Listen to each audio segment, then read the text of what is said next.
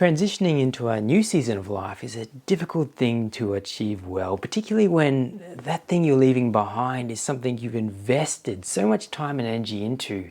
Your identity can become so tied up in that thing. It's difficult to move on. And that really is at the heart of this conversation with Mitchell Weatherhead, who loved his cricket, achieved quite a high level with it, but now has left it behind completely, at least for now. And he's told me that he hasn't even thought about cricket in the last 5 years. Until this week, actually, when an episode of Bluey called cricket nearly brought him to tears. So this interview, it turns out, was very well timed, and I'm sure that if you have ever struggled with leaving something behind, or you're entering a new season in your life, you'll find this very helpful, and I hope you'll enjoy this episode of the Figuring Life Out Together podcast. Mitch, thank you for chatting with me today about cricket. I know you were telling me before that you haven't played cricket in about 5 years or so. Haven't even picked up a bat. No, I haven't. So obviously a couple of changes in life which makes you put things into focus. But yeah, it's been a while between drinks, you could say. So this might be one of the first times in that time looking back on cricket after you've stopped? Yeah, I think even you raising the topic of cricket nearly took me by surprise, because a part of me, it's I guess it was a strong part of me, but it's something that I haven't really thought about for a while. Probably not a bad time to talk cricket or consider cricket, just considering of, I guess, two major events over the weekend. Oh, that's right. Well, Australia winning. Yep, beating India in the World Test Challenge. So Is that tell me, I'm not quite sure in terms of cricket tests. Yeah. Is that quite a big one? We'll just call it the Test World Cup. So it's the first time Australia's ever won. So I think it was one of the last remaining trophies for them to attain. So pretty big deal then. Yeah, pretty exciting. Obviously, also a good curtain raiser for the Ashes. So getting getting the family used to night cricket again. Well, that's really the big one, isn't it? I mean, but that's all the time now. Yeah, that's right. That's right. And the other big cricket story of the week. Yeah, well, an important aspect of my life now is Bluey. So the latest episode of Bluey being cricket. Yeah. So I think, to be honest, that was actually more important than Australia winning the Test Championship. How did you feel watching that episode? It certainly struck a chord. I think for me it encapsulated a lot of what cricket is to me and for a lot of people. Even so that I've found that I've now got a rusty little figurine on my bedside table. So really? A bit since the episode? Yeah, a bit of inspiration. So I can see a little bit of small Mitch in rusty. Really? So tell me why you put that beside your bed.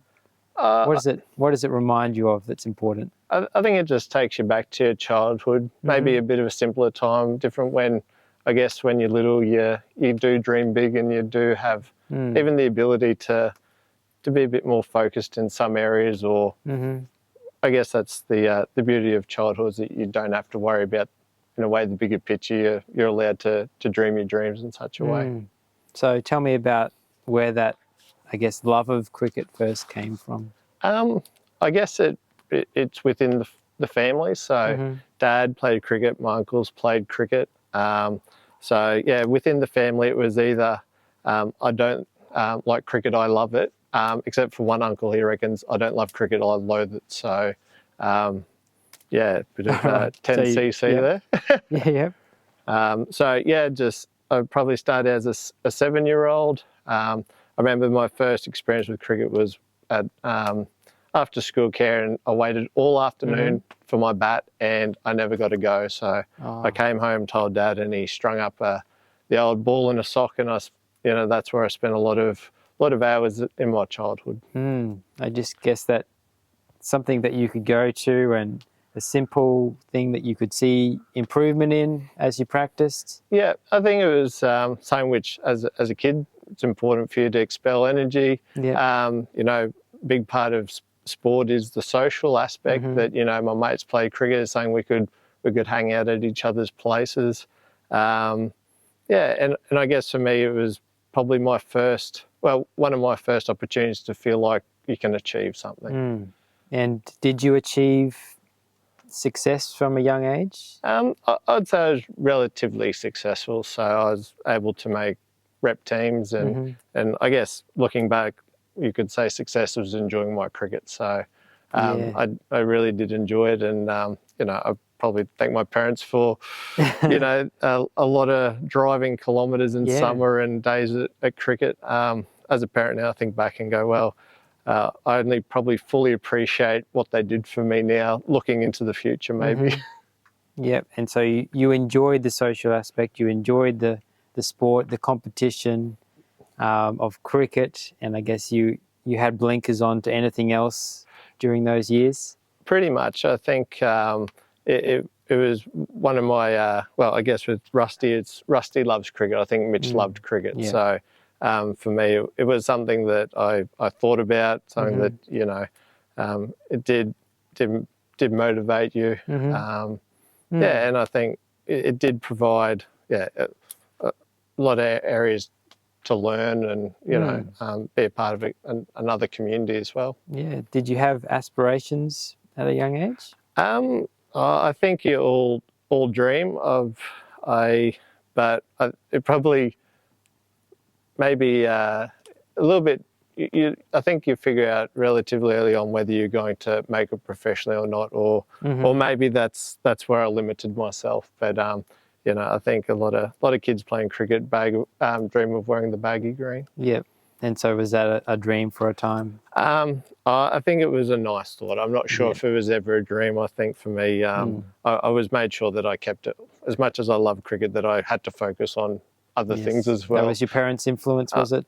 Absolutely. It was about, you know, all things in good measure and balance. But no, they certainly allowed me to enjoy my cricket. But you did end up achieving, you know, some relatively great things with your cricket and going, you know, as an adult, playing at quite a high level. Tell me about that. Yeah, so I was fortunate. Well, one of the goals I did set for myself was I wanted to play at least one game of first grade cricket within Brisbane. So I spent a number of years playing in Ipswich, but I set myself the challenge of going to Brisbane and, you know, just wanting to play one game. But I was lucky enough to play about 70 or 80 games. So that's probably also a big achievement for Mel, because I was married at the time, and, you know, a lot of married men don't normally have the luxury of being able to spend their weekends playing cricket. Did you feel, you know, once you got to that level, a bit of hope that maybe you could take it one step further? I think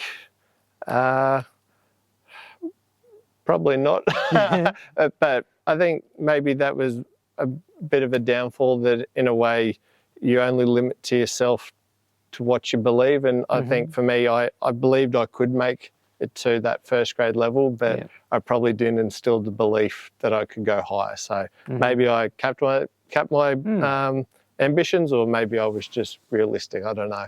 Yeah, it's hard to know.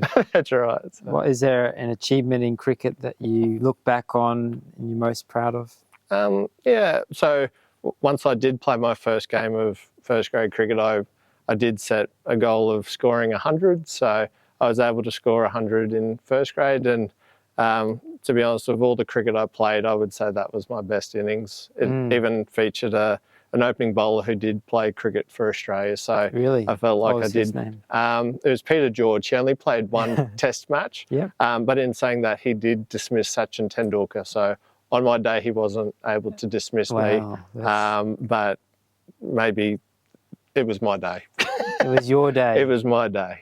It does show, you know, that it's fine margins between the absolute peak of the sport and, you know, you're playing at a high level then. Yeah. It was always good pitting yourself against the best. And, you know, looking back, I probably didn't work as hard as I should, but at the time I probably worked as good as I can within my constraints. But, you know, I was lucky enough to play against a lot of former Test players, current Test players, and that they are at a different level. They're their focus and their ability certainly outmatched me. What do you think it is?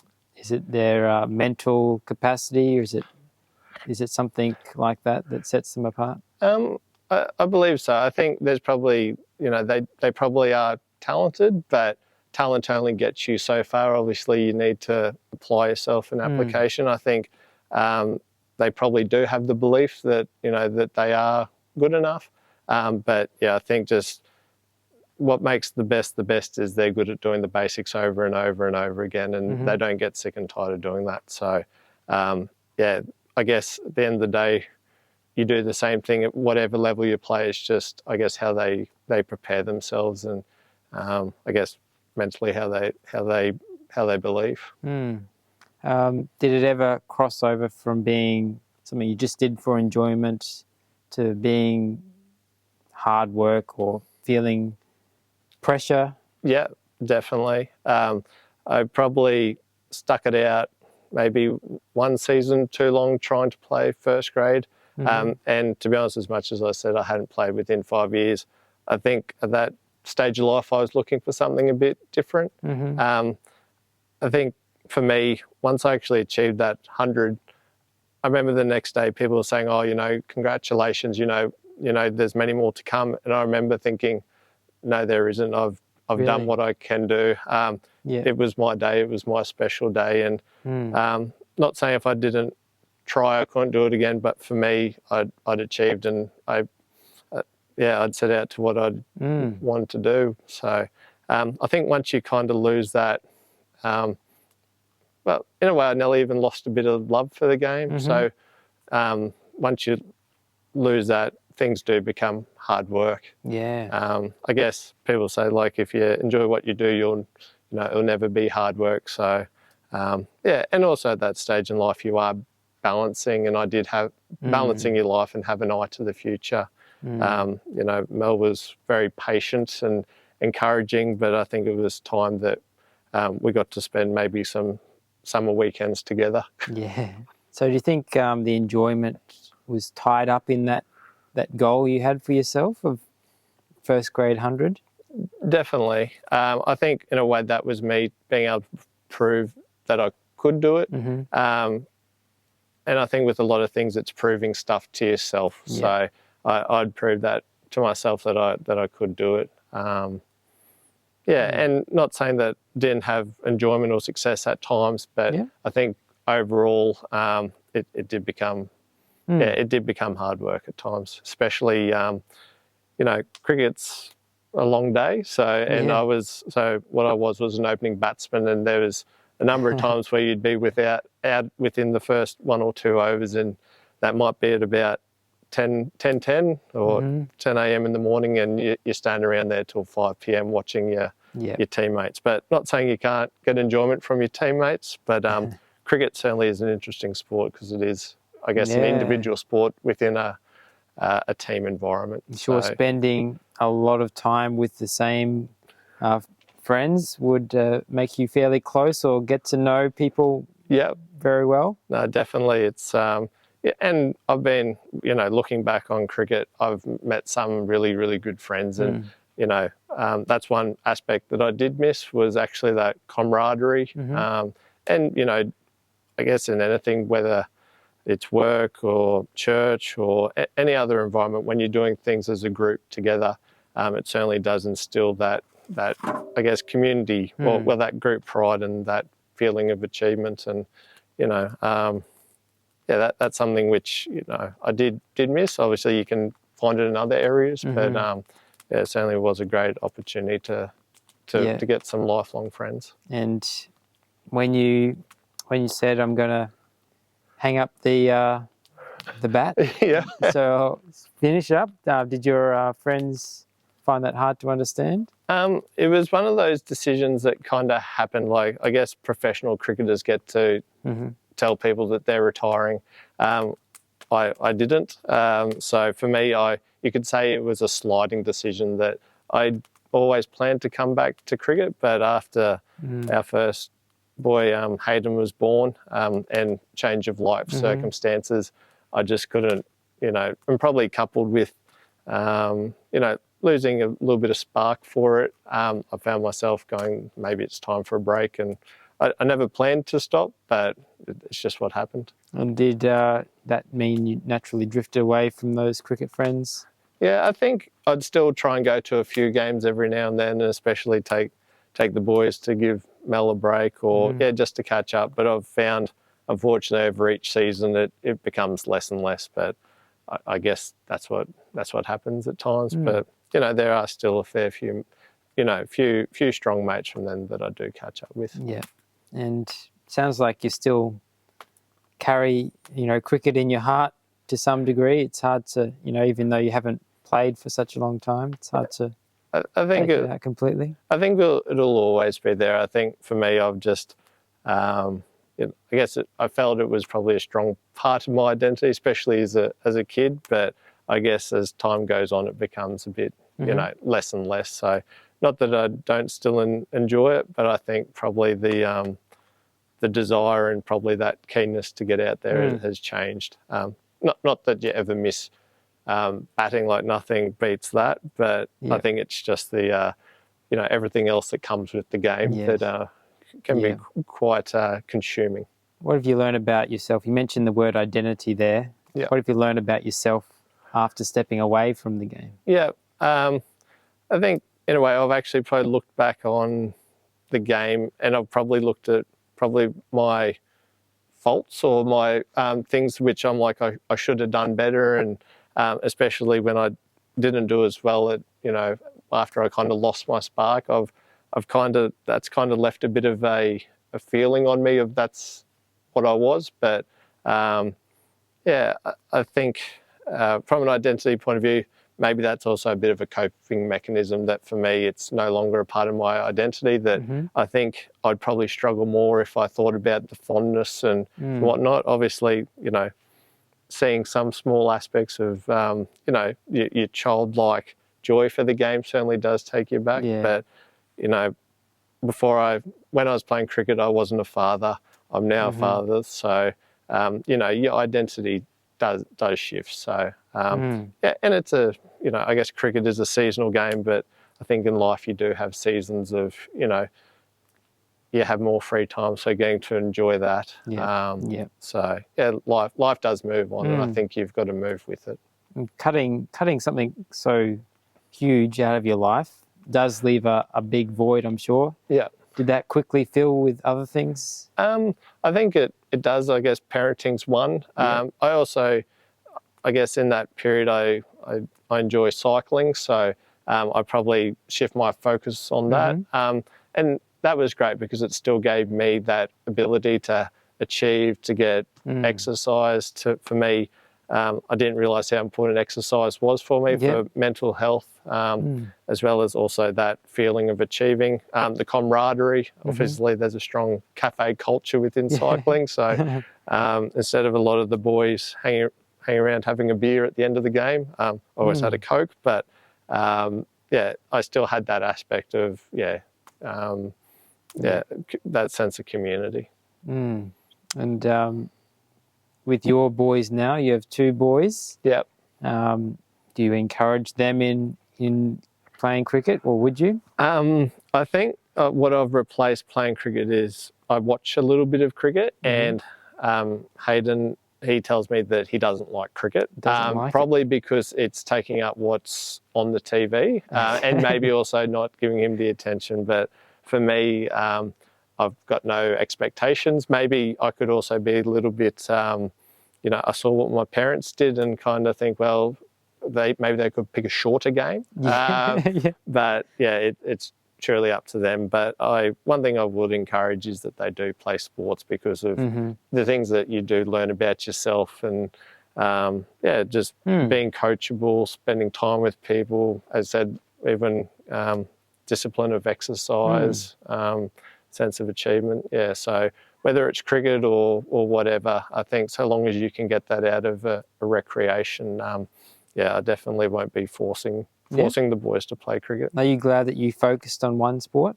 I focused on a couple of sports, but cricket was always the main one. So I think when you're young, you do have the off season. So but I think maybe I also wasn't talented enough to be able to focus on more than one.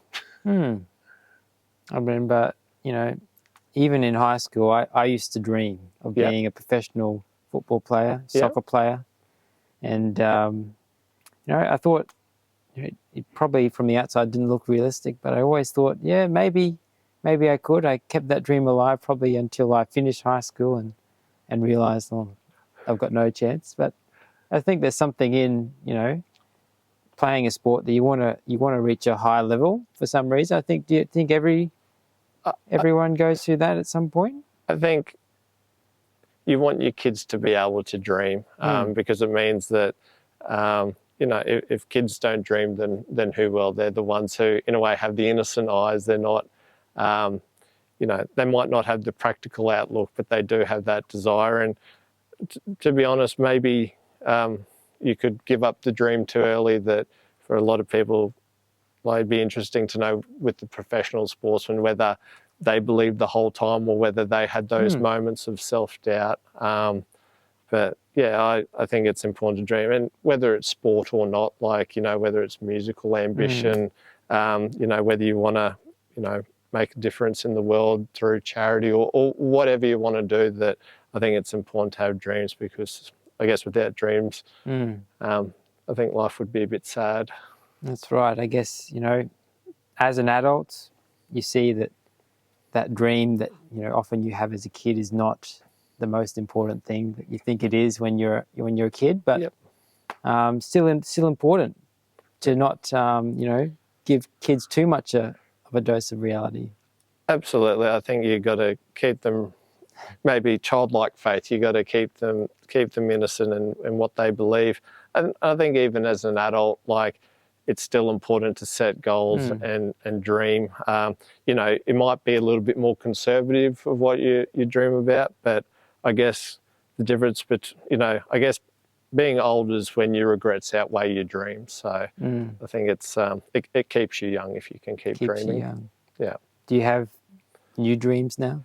I'll be honest, I feel like life has been a bit of a holding phase, but or a holding pattern, but I think you've got ideas of where you want to end up, because and maybe keeping the status quo sometimes can be a dream as well when you're going through tough times. So I think it's important to keep positive outlook and looking forward, because I guess if you're looking at your toes, you're not going to see what's in front of you and what opportunities to arise. So I think even if you might not have defined goals, I think you've got to be open to what opportunities are out there, because things can change quickly. It doesn't have to be at the elite level to be a dream realised. Like your 100, that was a dream. Yeah, no, absolutely. You realise that?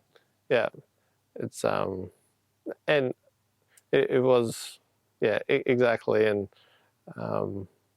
it was even. I was actually thinking about it on the way home today. Before scoring that 100, we went to England and I went and watched cricket at Lord's, which was like an amazing experience. Then went to church that night with Ben and Michelle. They were living over there, and it was like someone had a word. It's like, you'll have a new joy. I'm like, okay, that's cool. And I'm thinking, what's that going to be? And for me, I always thought it was children, but I wasn't ready for children. It's like, I've still got business to do. And then when I scored the 100, I was trying to find it. It was Weatherhead, like a ton of joy type of thing. So for me, it was kind of like I'd kind of tick that box to allow me to go through to the next phase of life. And it was kind of tied together with joy. So, it was something that only dawned on me today.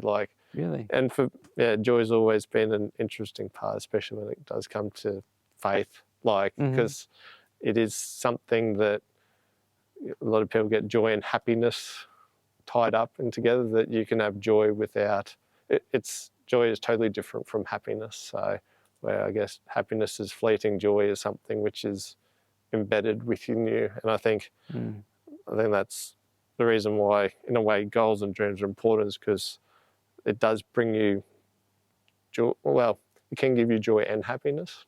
So, yeah. So that was joy when you got that 100? Well, I think it was happiness because it's only temporary. It does give me a lot of, maybe it does give me joy thinking back because it kind of encapsulates your career. But yeah, I think it was just, I guess, the term for me that it kind of tied over into into my next phase of life in a way. Do you think that's why faith gives you joy? That it's something that's lasting and stays with you? Absolutely, and I think it's I know we've talked about a bit like identity and joy. Like there's certain people's identities which they follow, but I'm not sure it gives them much joy. And I think at times it might give you some parts of identity might give you pleasure or might give you happiness, but the things are fleeting, I guess. You know, a strong identity in Christ does give you joy. Yeah, maybe that's a bit too deep. Don't know. Yeah. Deep is good.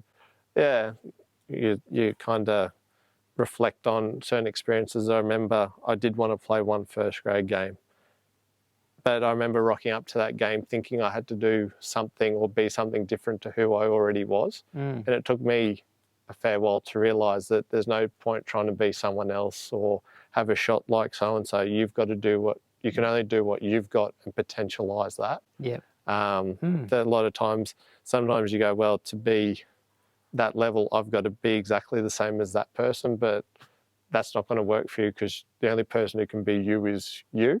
It's just making the best version of you. Yeah. So, when coming back to Rusty, in that Bluey episode, you know, he was really good at cricket, and you know he had big dreams, and I guess also a kind heart. At the end, where he, you know, let his sister take the catch. Yeah, absolutely. And I guess that, you know, it's not so much important what you're dreaming for. Do you think it's more about, what am I trying to say here? It's more the fact that when you see that, it's not that I dreamed that I was going to be this great cricket player. It's more when you see that, it's that spirit, that dreaming spirit that you identify with now still. Yeah, I think it's, well, some would call it a growth mindset, that maybe you aren't just happy to live the mundane or, you know, as much as I said, sometimes a dream can be to keep the status quo, that, you know, you do challenge that.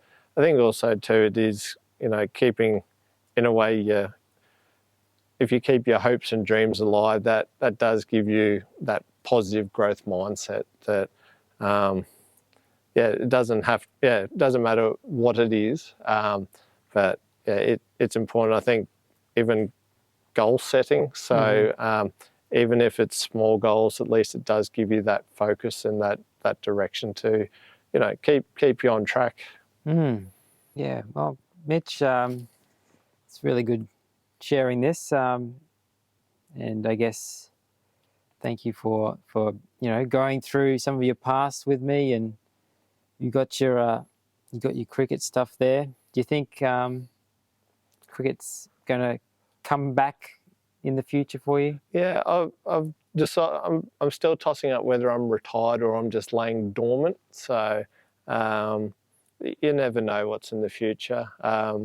So I guess for me, it's just what priorities I have in life, and in a way, what impacts there are. So I've got to admit, one little dream, as much as I won't force the boys to play cricket, is hopefully I can remain fit enough that if the boys get to, you know, mid-late teenagers, maybe I could come back and we could play maybe second grade or third grade together. I think I got to play one game with my dad, and for me that was something special. So no pressure, but maybe I'll keep the door slightly ajar. Slightly ajar, so Yep. keep yourself in good shape until then, hey? That's right, and and hopefully maybe some glasses will help me now as well. So